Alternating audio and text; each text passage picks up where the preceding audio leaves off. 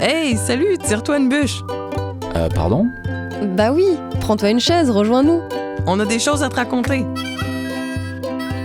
Bienvenue et tire-toi une bûche. En québécois, c'est une invitation à s'asseoir pour bavarder. Ben oui, chez nous, on est curieux puis on aime ça jaser. Je suis Cyrielle et j'ai vécu dans l'Ouest canadien où j'ai fait de très belles rencontres. Et moi, c'est Maryse, vous l'entendez, je suis de Montréal. Avec nos invités, on vous emmène au Canada pour découvrir toutes les richesses de notre beau pays. Attention, ce podcast pourrait bien déclencher une furieuse envie de voyager au Canada. Épisode 5. Hey, t'as-tu goûté notre cuisine? Tire-toi une bûche. Un podcast de Destination Canada. Promis, on sort des clichés de la fast-food nord-américaine. Aujourd'hui, il est question des produits, des plats et des boissons emblématiques du Canada. Au menu, du homard avec du pain bannock, une dinde farcie rôtie avec des petits légumes, le tout arrosé de vin de glace. Notre expert du jour est un gourmet tout droit venu de l'Ontario. Et comme à la fin de chaque épisode, notre ami Jason nous parlera de la cuisine dans la culture autochtone. Pour moi, Cyrielle, la cuisine canadienne, c'est un vrai melting pot. Notre cuisine, elle a évolué au rythme des vagues migratoires. Par exemple, la proximité avec l'Asie a donné une cuisine que eux appellent fusion entre méthodes traditionnelles européennes puis asiatiques ou même autochtones. Donc, le sucré-salé, ça nous fait pas peur au Canada. D'ailleurs, en parlant de sucré, j'ai lu que le Canada produit 80% de la production mondiale de sirop d'érable. C'est quand même 10 millions de litres par an. Ben justement, le sirop d'érable il est principalement produit dans l'Est canadien, mais tu savais-tu que dans l'Ouest, on produit un sirop équivalent, mais avec de la sève de bouleau? Oui, j'en ai goûté au Yukon. Il est plus cher par contre, et plus rare. Oui, c'est à cause que la sève de bouleau contient moins de glucides que celle de l'érable. Donc, il faut récolter 2 fois plus d'eau de bouleau que d'eau d'érable pour produire le sirop. Du coup, quand on va au Canada, l'incontournable, c'est quand même de visiter une cabane à sucre. Il y en a plein dans l'Est canadien. Ils te font découvrir la fabrication du sirop puis des produits dérivés au cœur des forêts d'érable. Tu peux assister à la récolte de la sève de printemps en mars-avril. Je te dis sève, mais l'eau d'érable, c'est la même affaire. Hein? Elle est naturellement sucrée avec des belles propriétés énergisantes. Et puis, les cabanes à sucre proposent souvent le repas. Donc, c'est des grandes tablées conviviales. Et puis, dans les repas, on met à l'honneur le sirop d'érable.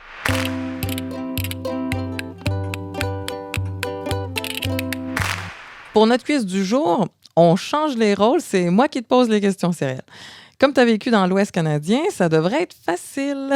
Quelle province canadienne est le plus grand exportateur mondial de graines de moutarde? Ah ça, c'est la Saskatchewan. On n'imagine pas du tout en France, mais en fait, 80% des graines de moutarde sont importées du Canada. Donc la moutarde de Dijon est aussi canadienne. OK, autre question. Quelle ville canadienne tient son nom d'une baie? Là, je te parle du petit fruit. Et bien justement, c'est la plus grande ville de la province de la Saskatchewan qui s'appelle Saskatoon. Ils ont une petite baie comme ça, indigène, qui ressemble beaucoup à notre myrtille. On change de baie maintenant. En France, on trouve du jus de cranberry, du jus de canneberge ou d'érelle. Connais-tu la différence? Ah, ça Maryse, la différence, c'est qu'il n'y en a pas. En fait, sur les étiquettes en France, il y a toujours écrit cranberry, mais en fait, c'est la canneberge. Vous, au Québec, vous dites canneberge. Et nous, on devrait dire érelle. Mais il y a aussi les autochtones qui nous parlent de la baie Atoka. Donc, il y a tout le vocabulaire pour désigner la même chose. Et justement, j'avais visité une cannebergière en Ontario. La plus grande cannebergière du monde se trouve au Québec, dans les cantons de l'Est. Il y a même un centre d'interprétation. Donc, si vous venez pendant la récolte fin septembre, c'est un spectacle mémorable tellement la façon de récolter est particulière. Tu sais, nous, au Québec, on mange les atokas en gelée à Noël avec la dinde. C'est notre petit héritage anglais.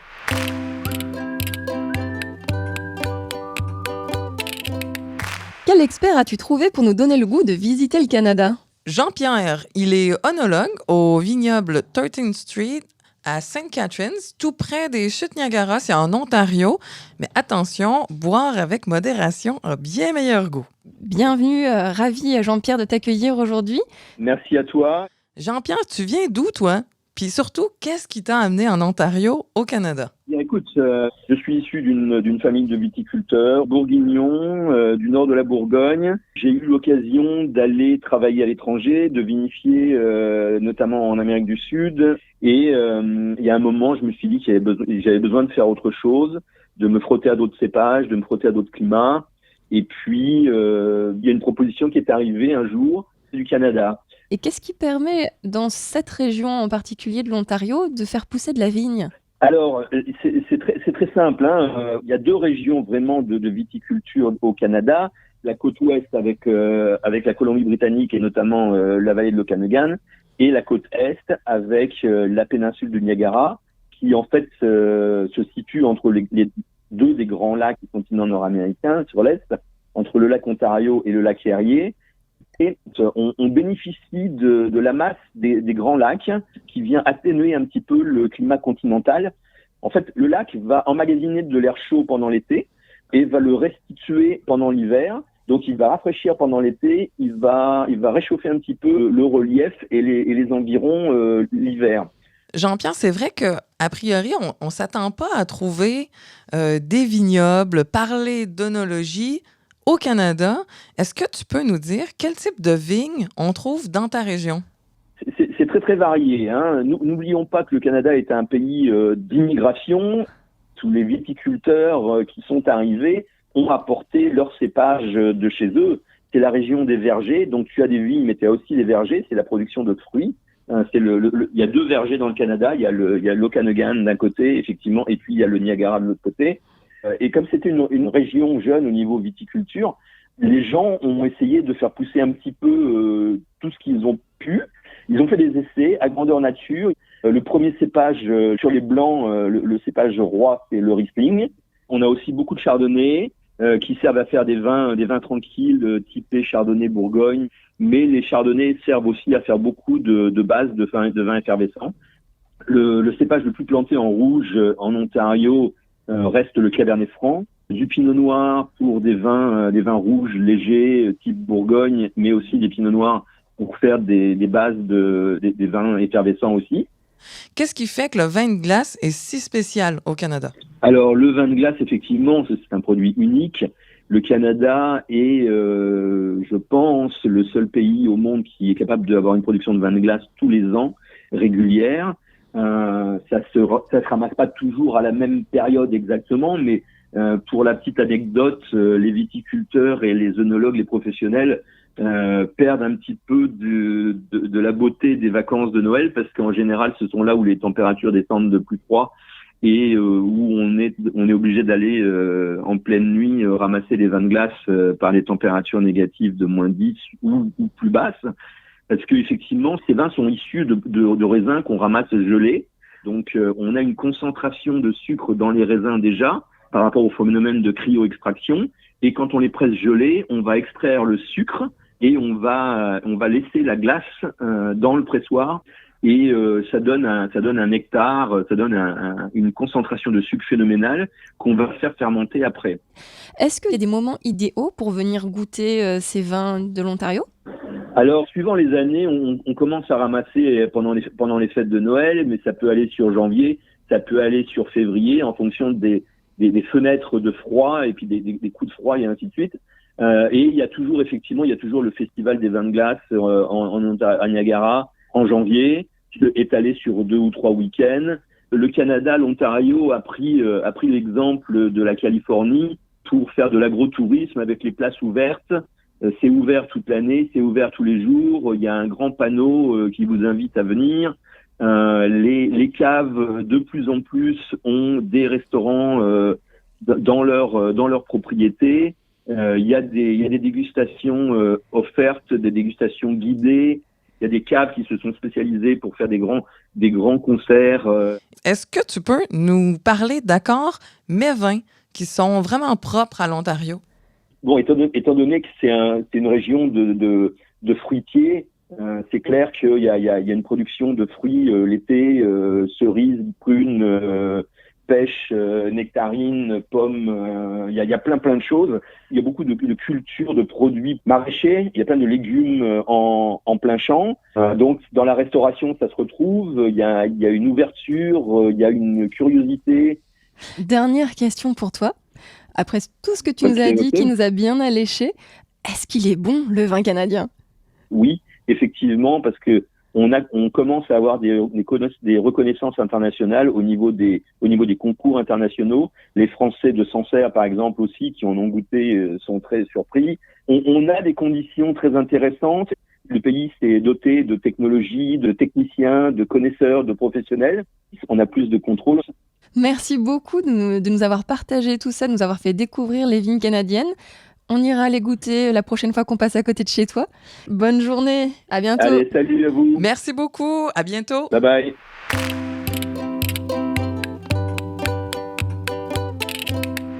J'ai toujours bien mangé au Canada. C'est copieux, c'est savoureux. Et quand j'en parle avec des gens qui reviennent tout juste de visiter le pays, c'est drôle parce qu'ils sont toujours surpris d'avoir si bien mangé au Canada. On parle souvent de notre hiver rigoureux, mais on a 4 saisons distinctes au Canada. Nos produits sont locaux, sauf les fruits exotiques, bien sûr. Donc, je vous conseille vraiment de vous promener dans nos marchés. C'est des belles places pour rencontrer les Canadiens.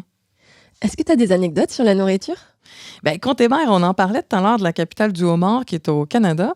Eh bien, autrefois, il y avait tellement de homards dans l'Est canadien que c'était la nourriture des pauvres. Mais aujourd'hui, les mœurs ont vraiment évolué.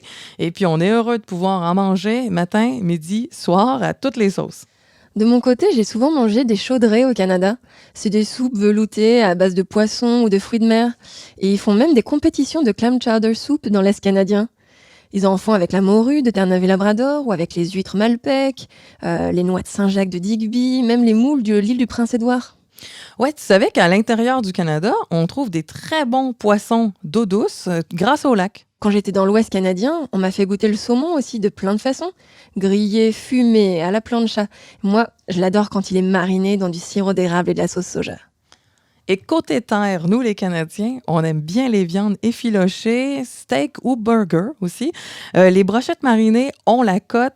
On a le bœuf d'Alberta, on a de la viande de bison ou du bœuf musqué dans le nord du pays. Au Québec, on aime bien la tourtière. Ça, c'est une tourte de viande hachée, de veau et de porc, assaisonnée avec des épices. Donc, d'une région à l'autre, la recette de la tourtière a varié un petit peu, mais je pense que c'est celle du lac Saint-Jean qui fait vraiment l'unanimité. Pour découvrir un Canada gourmand, comment tu nous conseilles de passer nos journées? Dès le matin, je vous suggère l'agrotourisme qui est vraiment très développé au Canada. Vous pouvez visiter des fermes où on vous propose des tours guidés. Vous pouvez y apprendre sur les abeilles, les fleurs et le travail des champs localement. On peut parfois aider les fermiers à prendre soin des animaux et le must, c'est cueillir nous-mêmes les fruits. Mon conseil aussi, c'est de prévoir une glacière pour les ravitaillements pique-nique ou apéro. Les fermes vendent aussi leurs produits transformés. Le tout est hyper bien mis en scène. C'est simple, tu as juste envie de tout acheter. Et aussi de photographier. C'est tellement beau, j'en ai vu certains y organiser carrément leur photoshoot. Moi, j'avais été impressionnée par leurs étals de fruits et de légumes en bord de route. Et du coup, quand on est en appétit, vers 13h, qu'est-ce qu'on peut faire? Certaines fermes proposent le couvert, donc tu peux y rester pour des bons plats là, de la ferme à la table. Sinon, il y a un autre concept qui est très développé au Canada, c'est les food tours. On en trouve dans les marchés, par exemple. Ça peut te permettre de découvrir des produits qu'on ne trouve pas en France, comme les têtes de fougère que j'ai adorées en soupe. Et du coup, pour digérer, qu'est-ce que tu me conseilles de faire l'après-midi? Tu peux aller à la rencontre des producteurs et des maraîchers ou des pêcheurs. Moi, je me rappelle une journée de pêche qu'on avait fait. À la fin, le guide, il prépare le poisson que tu as pêché de ta manière préférée. Et à Shediac, au Nouveau-Brunswick, qui est la capitale mondiale du homard, j'avais fait un tour en bateau. Et le pêcheur, il te montre comment il place puis qu'il relève ses casiers après. Il te montre aussi comment il prépare les homards et surtout, la meilleure partie, c'est quand ils t'apprennent à décortiquer ton homard pour pas perdre une miette. D'ailleurs, ça me fait penser que si vous avez un régime alimentaire particulier au Canada, il faut savoir qu'ils sont vraiment soucieux de vous accommoder. Et aussi, si vous avez des enfants, il n'y a pas besoin de se limiter aux grandes enseignes. Les restaurants canadiens sont hyper accueillants. Limite, ils disent bonjour aux enfants avant de vous saluer. Ah, c'est en plein ça. Il y a des restaurants où aussi tu peux dîner dans la cuisine du chef. Donc ça, c'est des rencontres formidables. Puis c'est l'occasion d'échanger avec les cuisiniers, voir comment ils préparent les produits locaux.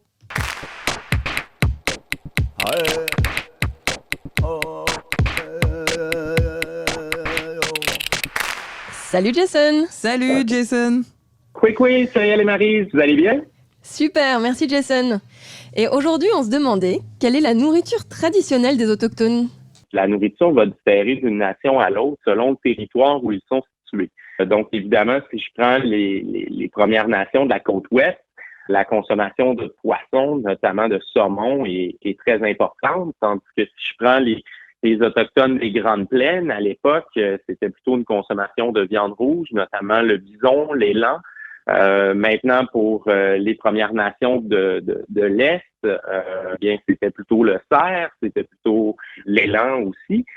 Et il y avait des nations qu'on appelait semi-sédentaires, donc des peuples qui étaient des agriculteurs. Donc, notamment ma nation, les Hurons-Wendat, 80% de notre alimentation était de source végétale. Donc, je pense notamment aux trois sœurs, qui est le maïs, la courge et les haricots. Pourquoi les trois sœurs? Les trois sœurs, en fait, parce que la courge, le haricot et le maïs s'entraidaient pour grandir. Donc, plutôt que l'agriculture traditionnelle qu'on connaît aujourd'hui, où on fait des rangs avec des monocultures, à l'époque, les Hurons-Wendat, notamment, faisaient pousser ces trois légumes ensemble. C'est-à-dire qu'on faisait un monticule de terre. Au centre, on faisait pousser le maïs. Ensuite, on faisait pousser les fèves. Donc, la grande tige de maïs servait de tuteur pour les fèves. Et en périphérie, on faisait pousser les courges. Donc, les grandes feuilles de courge permettaient de garder la terre humide. Et également, sur les tiges des courges, il y a de petites épines qui gardaient les rongeurs loin, en fait, des cultures des Premières Nations. Les Autochtones, ils se sont adaptés à leur territoire. Tu peux-tu nous parler de l'approvisionnement dans le Grand Nord canadien? Oui, écoute, dans le Grand Nord canadien, évidemment, les Inuits, c'était un régime là, qui était très, très riche en protéines, donc en viande rouge. Les Inuits avaient l'habitude, et ont encore, d'ailleurs, à ce jour, là, l'habitude de consommer beaucoup de caribou. De phoque également. Donc, le phoque qui est une viande quand même très féreuse qui était consommée et ils le consommaient souvent de façon crue ou encore gelée. Donc, ça amène quand même des techniques culinaires très limitées, mais compte tenu du territoire très hostile où les Inuits pouvaient vivre, c'était la façon, en fait, de le consommer. D'accord, donc en fait, ils mangeaient les choses crues plutôt que d'essayer de les conserver, en fait, c'est ça? Ben, écoute, il y avait aussi des techniques de conservation. Dans le Grand Nord canadien, tout comme ailleurs au Canada, on s'entend que l'hiver, nous vivons dans l'un des plus grands congélateurs du monde. Donc, la conservation n'était pas très compliquée. Maintenant, pour les périodes estivales, je dirais qu'on conservait la nourriture souvent en la faisant fumer. Donc, on faisait fumer les poissons, les viandes. On faisait également sécher les viandes. Donc, sous forme un peu de jerky. Est-ce qu'il y a des restaurants canadiens où on peut goûter la cuisine traditionnelle autochtone? Oui, absolument. Écoute, les restaurants canadiens et les restaurants authentiques autochtones sont en explosion sur le territoire canadien. Jason, moi, j'étais allée manger justement dans un restaurant où on servait des plats traditionnels et j'avais mangé un poisson qui avait été cuit dans de la terre. Je me rappelle pas du nom de cette technique-là. Tu peux nous l'expliquer un petit peu? Oui, et ils avaient une technique de faire cuire le poisson dans de l'argile. Donc, on enduisait finalement les poissons d'argile. On faisait un feu sur le sable et une fois que le sable était très, très chaud, on creusait un trou et on faisait cuire les poissons sous le sable. Donc, c'est une technique qui est encore utilisée de façon traditionnelle. Évidemment, en restaurant, on laisse tomber le sable pour des raisons sanitaires et on utilise des fours traditionnels. Mais la technique permet en fait de conserver toutes les saveurs du poisson à l'intérieur de l'argile. Donc, ça donne vraiment un goût assez exceptionnel. Et Jason, tu sais, nous en France, on aime beaucoup le pain. Et je sais qu'au Canada, vous avez le pain Bannock. Est-ce que tu peux nous raconter un peu ce que c'est et puis les variantes qu'il y a partout au Canada? Ah, la fameuse bannique. Donc, la bannique, en fait, c'est un pain traditionnel fait soit de farine blanche, soit de farine de maïs. Donc, qui était cuisiné et qui est encore cuisiné par à peu près tous les peuples autochtones à travers le pays. Donc, il y a plusieurs façons de le cuisiner. Certains vont le faire sous le sable, d'autres vont le faire frire, d'autres vont le faire à la poêle. Et la particularité de ce pain-là, c'est que c'est un pain sans levure. Donc, c'est un pain qui est souvent très, très compact et qui pouvait être utilisé justement par les trappeurs, par les chasseurs à l'époque pour pouvoir s'amener justement une nourriture compacte, facile à cuisiner lorsqu'on partait de longues journées. Merci beaucoup, Jason. Ça nous a mis l'eau à la bouche. Ça fait plaisir. Je passe une belle journée. Merci, Jason. À bientôt.